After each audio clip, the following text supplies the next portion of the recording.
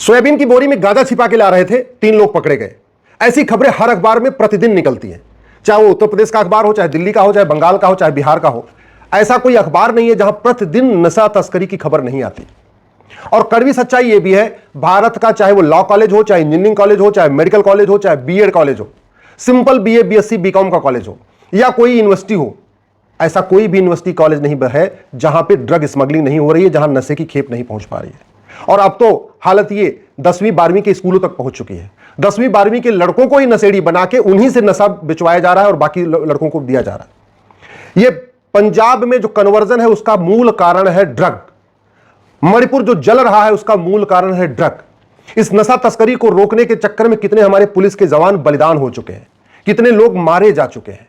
और सबसे बड़ी बात, इस नशे के कारण हमारी संस्कृति बर्बाद हो रही है। लड़के नशेड़ी हो रहे हैं, लड़कियां नशेड़ी हो रही हैं। जब नशेड़ी हो जाते हैं फिर उनके अंदर फुहड़ता भर जाती है, फिर अश्लील फिल्में देखना शुरू करते हैं, अश्लील गाने सुनना शुरू करते हैं। एक बार वो ड्रग एडिक्ट हुए, उसके बाद फिर एक के बाद एक के बाद एक, कम से कम 10 और बीमारियां उनको लग जाती हैं।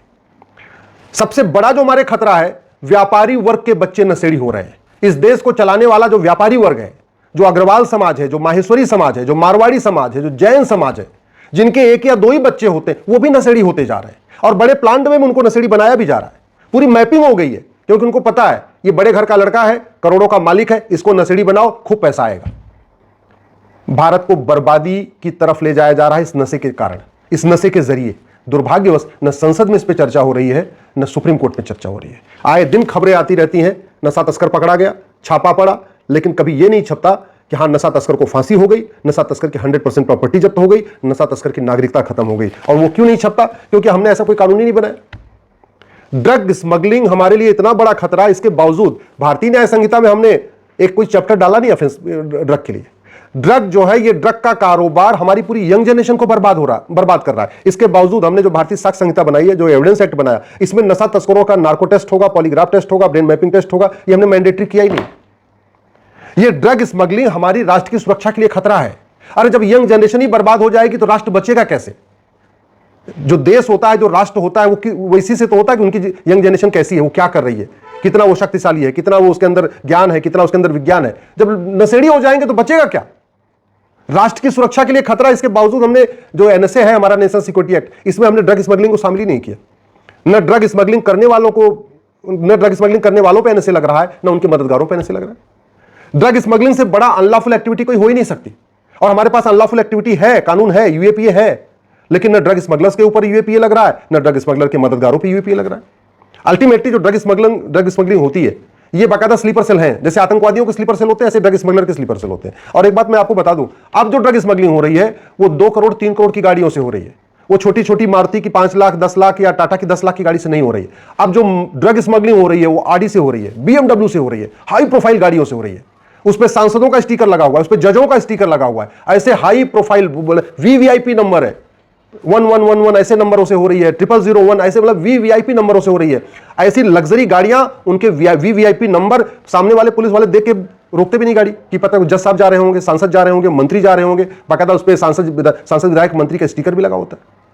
क्यों ये सब चल रहा है? क्योंकि हमने कानून को कठोर नहीं बनाया। सिंगापुर में पहले ये नियम था कि जैसे आप सिंगापुर में जाओगे, आपको जो वहां पे इमिग्रेशन सर्टिफिकेट होगा, उस सर्टिफिकेट के पीछे एक लाल रंग का स्टैंप लगा दिया जाता था। उसमें लिखा रहता था कि अगर आपके पास ड्रग मिली तो आपको देखते गोली मार दी जाएगी।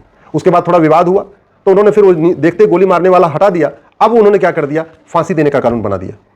एक भारत का ही व्यक्ति सिंगापुर में 900 ग्राम गांजा के साथ मिला था, मात्र 900 ग्राम गांजा। यहां तो 9-9 कुंटल गांजा मिलता रहता है। मात्र 900 ग्राम गांजा मिला था, सीधे उठा के फांसी दे दिया। सिंगापुर में नियम है कि 6 महीने के अंदर फांसी होगी अगर आपने ड्रग स्मगलिंग किया। ऐसा कानून हम क्यों नहीं बना दे रहे? हमारी पूरी यंग जनरेशन बर्बाद हो रही है, हम ऐसा कानून क्यों नहीं बना रहे? कानून बनाने की तो कोई लागत भी नहीं आती। हम ड्रग स्मगलर की नागरिकता खत्म करने के लिए कानून क्यों नहीं बना रहे? ड्रग स्मगलिंग का पूरा खेल जो चल रहा है उसका मूल कारण है भ्रष्टाचार। अल्टीमेटली जो ड्रग स्मगलर का पूरा काम करते हैं, इसमें कहीं एसडीएम भी मिले होते हैं, कहीं एडीएम भी मिले होते हैं, कहीं हवलदार कोई मिला होता है, कोई थानेदार मिला होता है, कोई ना कोई इसमें नेक्सस पूरा रहता है।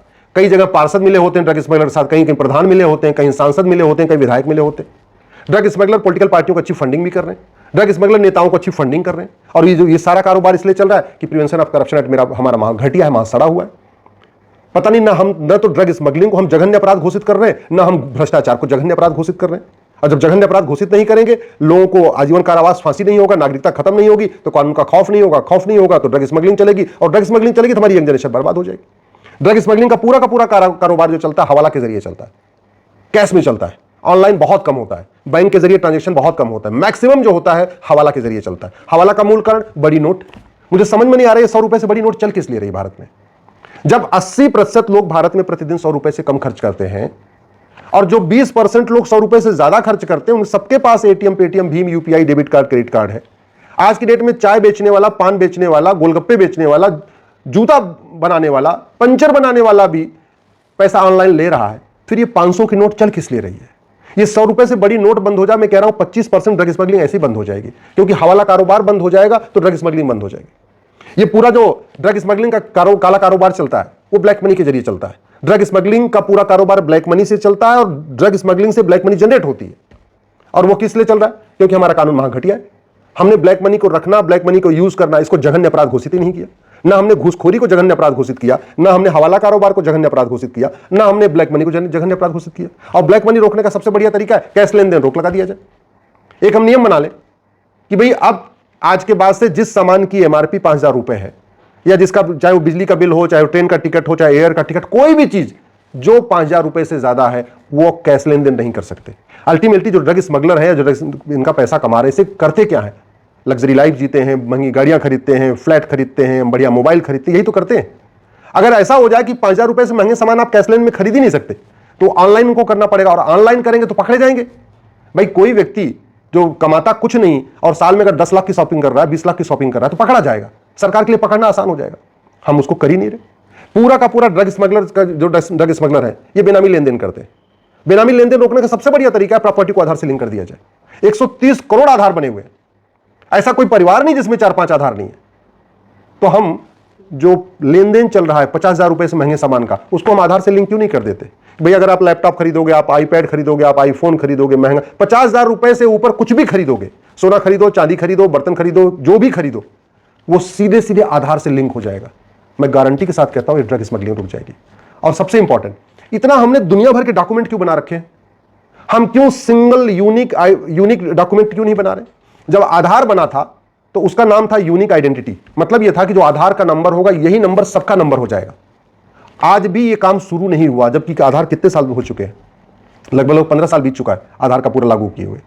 आज भी मैं कहता हूं आप पैन नंबर वही होना चाहिए जो आधार नंबर हो, आपका ड्राइविंग लाइसेंस का नंबर वही होना चाहिए जो आधार का नंबर है, आपका राशन कार्ड का नंबर वही होना चाहिए जो आधार का नंबर है, आपके पासपोर्ट का नंबर वही होना चाहिए जो आधार का नंबर है। आप सिंगल आइडेंटिटी रखिए, आधार नंबर ही व्यक्ति की पहचान हो, और जहां भी वो ट्रांजैक्शन करे, एयरपोर्ट से गुजरे, महंगी शॉपिंग करे, कुछ भी करे, वहां आधार पे आप उसका अंगूठा लगवाते जाइए।